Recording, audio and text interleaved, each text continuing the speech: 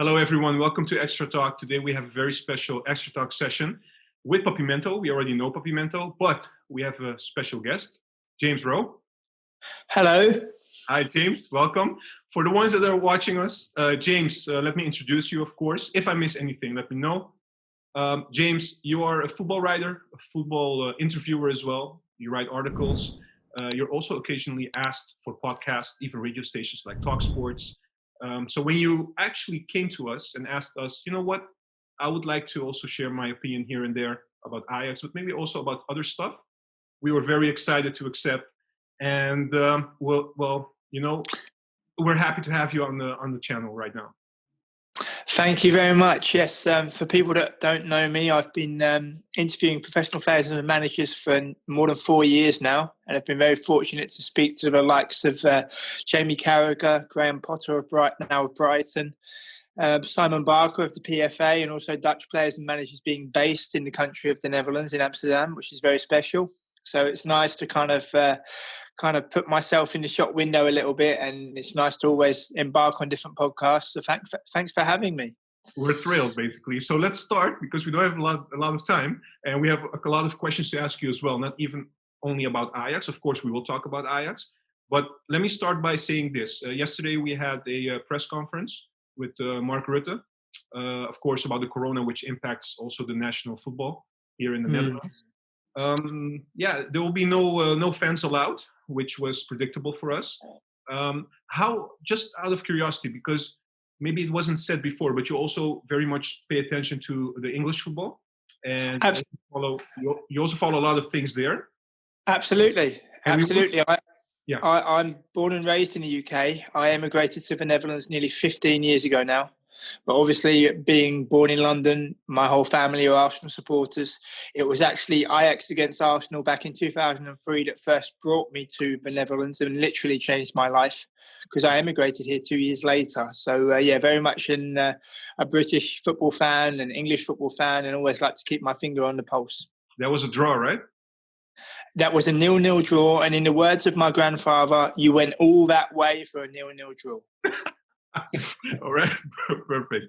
So, James, let me start by asking you, because I already made the introduction about the corona and the debates going on. Every country has its own problems and dealing with it differently.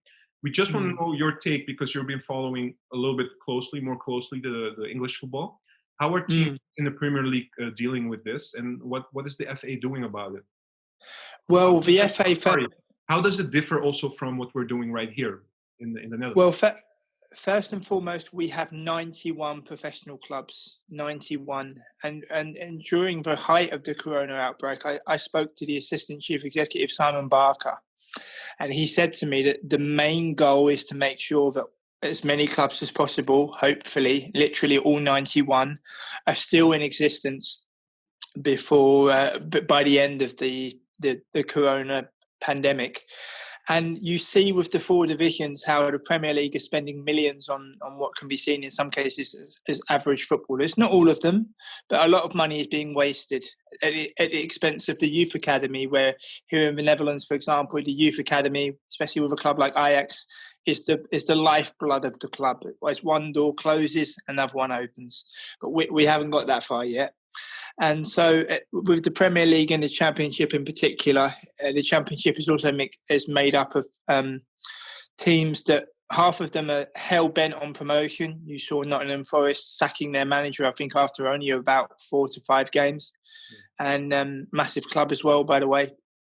Other clubs, they just want to stay in the division, such as Luton Town, at this precise moment in time. So our scale is a lot more broad, but we don't have the same... We don't have the same emphasis on the youth academies like they do in the Netherlands. Also with the Dutch FA, with the financial supervision, making sure that clubs don't spend beyond their means. And you touched on the FA just now. I think it's very important to let listeners and viewers know that the FA and the Premier League are 2 separate entities. They're not the same. They're 2 separate. So their interests are completely different. And, for lots of British football fans and for lots of English football fans, it's well known that when the FA sanctioned the Premier League back in 1992, that they kind of cut away a lot of their power. And if you compare it to the Bundesliga, the German national team is at the top of the tree, and they work together with the Bundesliga. The same with the Spanish Football Association, same with the Dutch Football, KNVB, for example. And we don't really have that. So at the moment for us, it's a little bit strange. I'm delighted that the project Big Picture appears to be shelved, which is brilliant, because it was led by two businessmen, owners of two respective clubs. Okay, they're the biggest clubs in the country, but it was led by two businessmen who have no concept about relegation, none whatsoever. And to just finish this point off, football, as in life, things can change very quickly. I give the example of Aston Villa. Aston Villa were nailed on certainties by many to be relegated. They stayed up on the final day of the season. They kept their best player. They invested wisely in the likes of Emiliano Martinez, who was a tremendous goalkeeper, Ollie Watkins, who's a great player who played for Brentford, and they smashed the reigning champions 7-2. Nobody would have predicted that 6 weeks ago, but it just goes to show how quickly things can change. But in Great Britain as well, we have a population of nearly 67 million, and our infrastructure is not great. We do a lot of things good, but we could also learn a lot from European and world counterparts. So we've got a lot to learn in that respect. Yes, thank you, James. Thank you. And if I just move now just talking about the commercial side of it, especially the Premier League, and if you compare it to the Dutch, what we hear the whole time, of course, Mark Overmars also has been mentioning this a couple of times. The biggest difference between here and Holland is that we're much more dependent on the fans coming to the stadium than for instance, what is with the Premier League, because most of their revenues is from the TV rights, basically. Yes. And that filters down as well to even potential interviews with players and managers. I'm quite lucky. My reputation kind of precedes me in this day and age a little bit. But certain clubs will only deal with Premier League right holders and local media in terms of interviews and in terms of access and things like that. So that's something that also has to be respected. And also the commercialism. My club, Arsenal, they make a lot of money on match day. There's a lot of fans around the world that buy shirts and things, and they make an awful lot of money. And also the prices of the tickets as well can be quite steep. But as you say, the one of the smaller clubs in the Premier League having more resources than Ajax, for example, it just goes to show. But if you was to compare like an Ajax to a Burnley, for example, or Brighton, for example, I think it's very important to remember that Ajax are one of the most famous clubs in the world and respected in terms of their youth policy. And although Brighton and Burnley have done particularly well in recent years, people also need to remember that it wasn't that long ago that both teams were third division sides. Many, not that long ago. So it just goes to show how quickly things can change. Yes, well, that's clear. All right, thanks, James, on your take. Let's move to the Ajax specifically right now.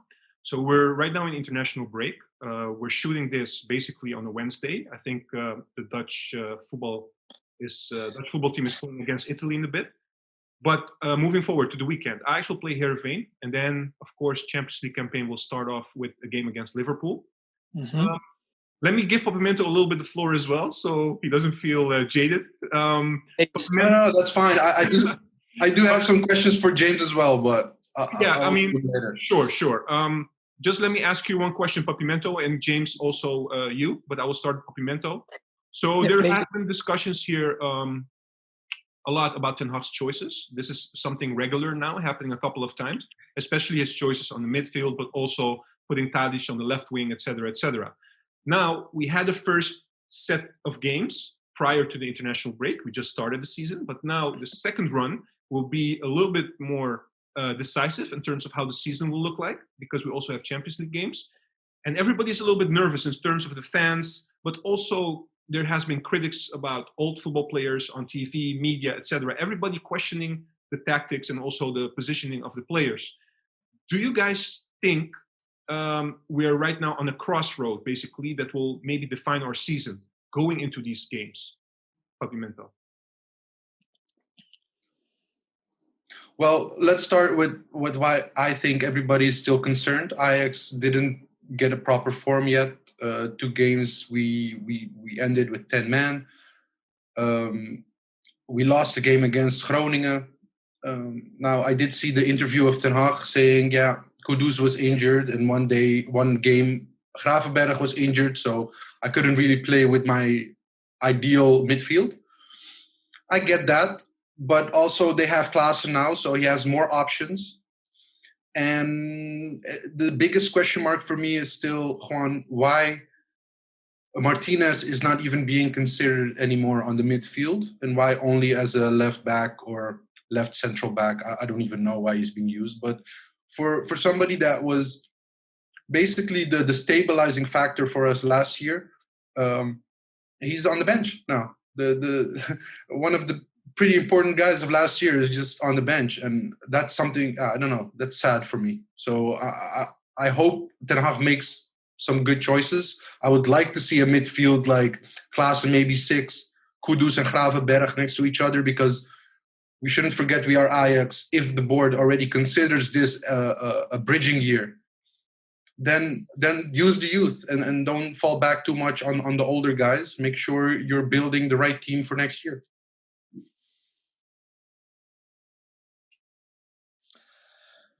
I think also as well, it's important to remember how long a football season actually is. I think a lot of football fans worldwide, I think they forget how long a football season is. And you both know, supporting Ajax as well, you remember the tremendous run at the end of the 2011 season, where I think they won out 13 out of 14 matches, and how quickly momentum can be put together. So I personally think around about Christmas time, we might have a bit of a clearer idea as to what's going to happen. And also the situation with COVID, with fans not being in attendance, because I've been based in Amsterdam for more than a decade now, nearly 15 years, and especially the home games and the support, as Papiamento said, that they give the young players. I mean, it never ceases to amaze me how, when a young player comes on to make their debut, how much support they receive, how much... how happy the fans are that one of their own has made it. And they celebrate that in the stands. And it's a really, really special thing. I mean, I compare that to my team, Arsenal. Our best centre-back has just gone on loan, in a youth sense. He's just gone on loan to Blackpool. But he's already made his international debut for Northern Ireland. I know that Northern Ireland don't have the biggest pool of players to choose from. But, for example, Daniel Ballard is good enough to play international football, but Arsenal fans deem him not good enough to play for Arsenal. And I'm sure you both know the story about Matthijs de Ligt, with Peter Bosz receiving a phone call from Mark Overmars saying, we have a 16-year-old who I'd like you to think about asking to train with the first team. And Peter Bosz saying, that can't be right, can it, 16 years of age? And then obviously he laid eyes on him himself. And then he realised how good he was. And particularly with Matthijs de Ligt, it's very much the attitude and the maturity of such a young man. I mean, even in press conferences, I used to translate his press conferences for an English football language site. And I would translate what he said. And I would think to myself, is this really a 18-year-old actually speaking? Sounds very mature, huh? Well, not just in terms of understanding football, but also vocabulary. I'm fortunate to speak to a lot of players. Some like to speak quite a lot, some not so much. But Matthijs de Ligt is a tremendous. I think he's a once-in-a-generation talent. But his maturity, both on and off the pitch, is something very impressive indeed. Well, I just wanted to touch up on what you said about Arsenal, because I do follow a bit of Arsenal because it's my second favorite team. So, but when you talk about you youngsters, I mean, you guys have Martinelli and Saka coming up, also from the youth, and Willock, I think also. So maybe because Arsenal was so bad in recent years that they had to, but they're giving chances to young boys, right? Yes, but it could also be better, Papiamento. I sometimes don't just interview players and managers. I also guest on Arsenal podcasts.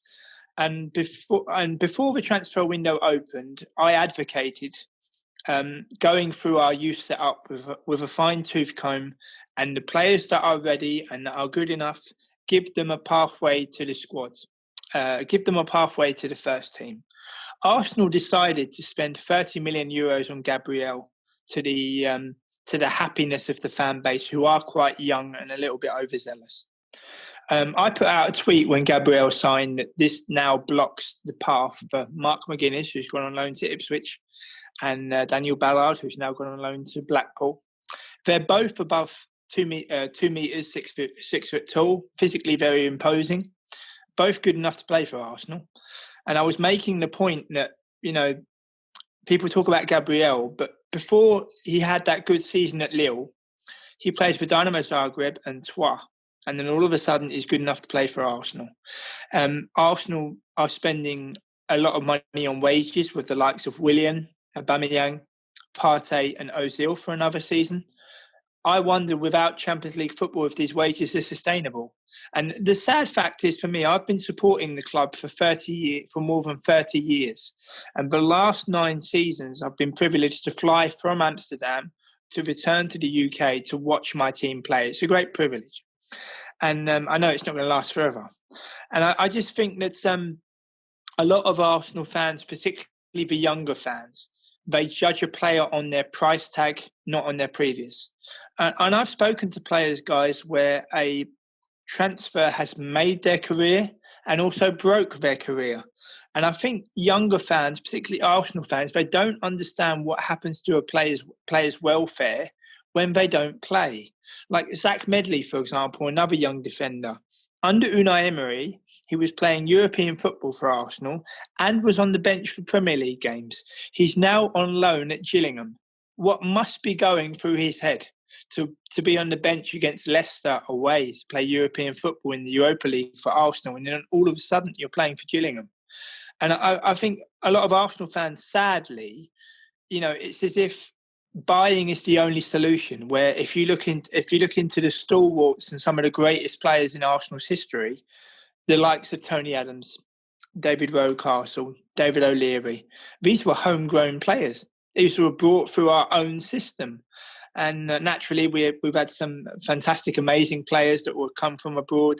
Dennis Bergkamp, in particular, the greatest Arsenal player I've ever seen. And I'm not saying that because he's Dutch and because he has an Amsterdam past, but he really, truly is the greatest Arsenal player I've ever seen. And I used to pay back then for my match ticket £20, and it was just an absolute joy to watch someone like that wear the shirt of my club and play so well. Wonderful story. Yeah, wonderful. That goal against Newcastle, I will never forget that one. Amazing. Did you know, Papi Mento, I was listening to that game on the radio. I was listening to it on the British Radio 5 Live back then many years ago. And the commentators had the audacity to say, did he mean it? And I thought, what? But that is exactly what they said.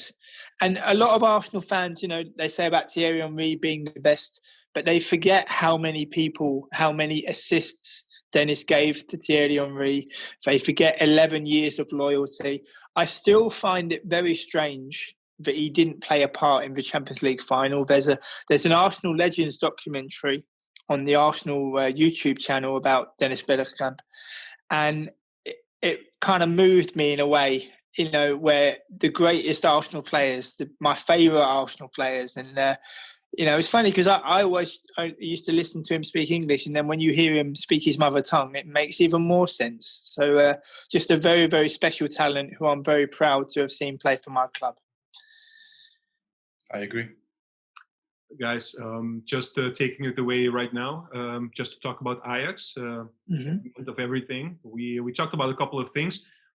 James, you made a couple of points as well regarding Arsenal that also has a linkage, or also can be argued against Ajax, because what we see this summer is that we sold 2 of our young players. Dest, who had actually a good 1-year run, because Mazraoui was more or less not fit during the entire season last year. So Barcelona and Bayern Munich were after him. And of course, when those clubs come, then it's very hard for a youngster to say no. So he left. Then we have another story with Noah Lang. Noah Lang basically is something that doesn't strike very well with most of the fans. Some fans say he's not good enough. Other fans is like, yeah, but you have to give him more playing time. He has to get more chances, etc. Exactly what you've been talking about for Arsenal, but now talking about Ajax. But from the Ajax perspective, this is something that Ajax stands for, basically. I mean, they don't give chances to all the youth players. But in terms of Noah Lang, a lot of fans, including myself, felt like we should have given him more time before selling him to Club Brugge. How do you view that? And Papimento, I want your take on this as well. After you, Papimento. Sure. Look, I've said this before. I think Noah Lang is a baby of the club. You know, he should stay. I think he has that Amsterdam grit that we all love, and I think he could have been very useful for Ajax. Give him another year, and he would have been a first team, maybe even just a squad rotation player. But he could have been influential and important for Ajax.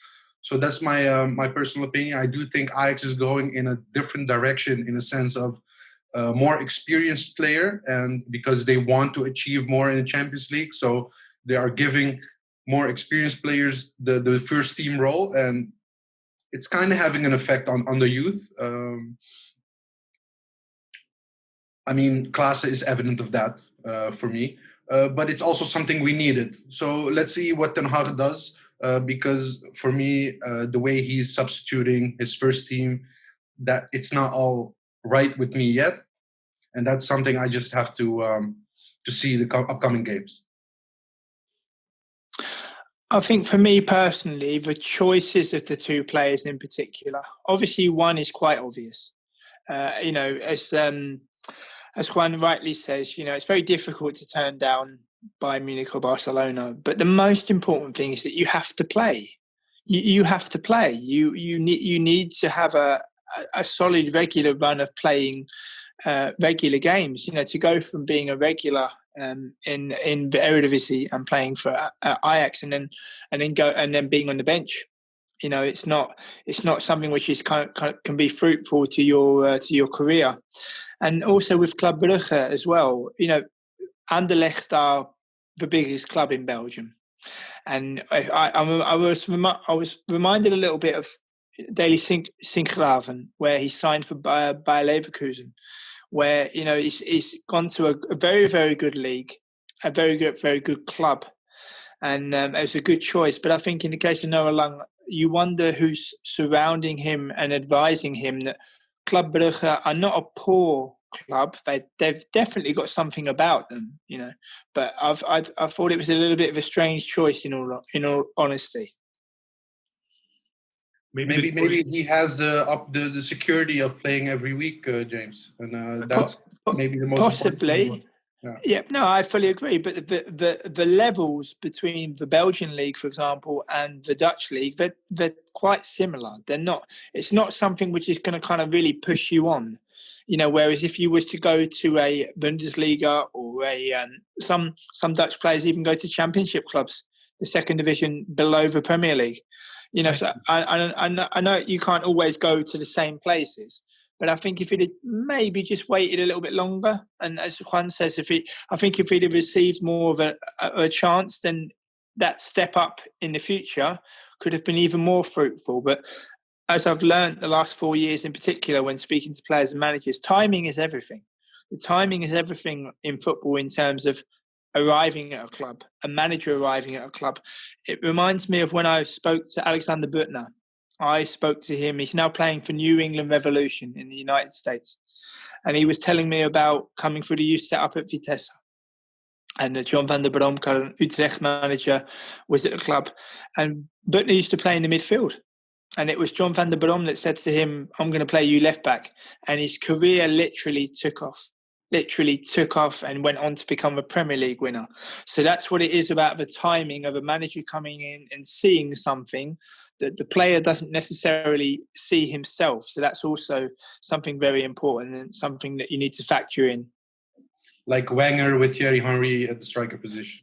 Yes, absolutely. And obviously, but you know, we had Anelka as well, and there's comments in the past days about Wenger turning down Real Madrid, and you know, 22 years. You know, I remember when he first arrived and reading the newspaper, asking who, and then how it happened towards the end. Where I remember being at the game against Oostersund, where we were losing at half time, and it looked as if we were going to lose the tie and get knocked out. And I remember turning to my friend and saying, if this goes wrong tonight, he must resign. But we won through, of course. But how it all ended was a little bit sour. I agree. Guys, final take from you guys before we end the talk, the extra talk. So we're moving, of course, like I started the video earlier, we're going to play against Liverpool. James, I want, first of all, if you can let us know how English fans are looking at this game against Ajax. And second of all, also for Popimento to answer, how do you guys feel like Ajax going into this set of games against Atalanta, Liverpool, and Michelin? I think first and foremost, it's a great group. It's a real testing group. You know, Atalanta would have surprised in the Champions League last season with Hans Hartenborg and Martin de Roon, very good players in particular, but also, you know, the Timothy Castagne, who's recently signed for Leicester, had a very good season at Atalanta last year. They're very much a team, a real good team. So it'll be a real test for group itself. In terms of English fans, they always respect Ajax. You know, Ajax are the kind of flagship of the Netherlands in terms of the youth setup, what they stand for. You know, Amsterdam's finest is what they're known as. You know, and I think Liverpool fans in particular, they're going to be excited. They're going to look forward to it. They always come alive with the Europa League. They didn't win the Premier League for 30 years, but they will tell you on every single occasion that they can tell you 6 times, we've won it 6 times, because they believe the European Cup is their holy grail, but they forget that AC Milan have won it 7 times and Real Madrid have won it 13 times. But my club hasn't even won it once. So I can't complain, whereas Ajax have won it 4 times. I think it'll be a really interesting game. And I think Liverpool will be rocked by what happened at Villa Park, because nobody saw that coming. And one thing I'd like to stress to the viewers and the listeners tonight, Aston Villa are a massive club, an absolutely massive club. You know, a beautiful stadium, you know, in the second city, as they call it. They're from Birmingham, but they're based just outside in a place called Witton. And they got everything to be. They won the European Cup in '82, a rich history, huge club. But I think Liverpool will be rocked by what happened at Villa Park, and I think Ajax will have a chance. And Liverpool are not invincible. That's what a lot of Premier League teams thought last season. They thought that they were beaten before they even set foot on the pitch. And Watford proved, who went on to get relegated, Watford beat Liverpool. So nothing is impossible, and it's a good time to be playing Liverpool. And I actually think the match will be a draw, and my prediction is 2-2. Wow, James, that's very positive. Look, I think also that Liverpool is in top form. Liverpool, I don't think Ajax has a chance. But as I see him struggling, I think they lost in the FA Cup against Arsenal. And they lost against Aston Villa as well. Was it the FA Cup, actually? I don't remember. Charity Shield, or community, or I call it now the Community Shield. It's like the English Super Cup, really. The winner of the league against the winner of the FA Cup. Exactly. So there is a chance of winning against Liverpool, but I think because they lost against Aston Villa, they're going to be so sharp and wanting to do everything to win. Also, last year in their Champions League run, it was really bad. So I don't think they want to set the same precedence as last year. I think Ajax is going to have a hard time, but it's always hard to defeat Ajax at home. No fans, though. So that works in our disadvantage. I would say a 1-2 for Liverpool, just because I think they're stronger. They have Thiago now that they bought. Should be an enormous boost for them on the midfield. So, 1-2. All right. Guys, thank you for your takes. I really wish we could have more time to talk about more stuff, because there are so many interesting dimensions and other topics that we still can touch upon. James, it was an absolute privilege to have you on the channel, and thank you so much. I'm pretty sure we will see each other again, and we will invite you for another one. Thank you indeed. thank you once more, Papimento, you as well. And let's see how Ajax does the coming weeks, and we will keep in touch. Thank you, guys. Absolutely, you're more than welcome. Would you mind if I gave a quick plug about interviews and how people can contact me, Juan? Would you mind? Go ahead. Yeah, no. For people that might have been impressed by me tonight, doesn't happen very often. I'm only joking. You can follow me at James Rowe NL, and my interviews with professional players and managers are published 4 times a week. And coming up are a fair few Dutch players who play abroad, such as Bart Stelauman, who plays for Grenoble in France, Jesper Verlaat, son of Frank, also a former Ajax player. He's now playing in Germany, so there's a fair few interesting interviews coming up, so you can follow me on at James Rowanell and keep up to date with the latest interviews. Hey there, thanks for watching. A thumbs up if you enjoyed that video. Subscribe so we can bring you more awesome content. Do it.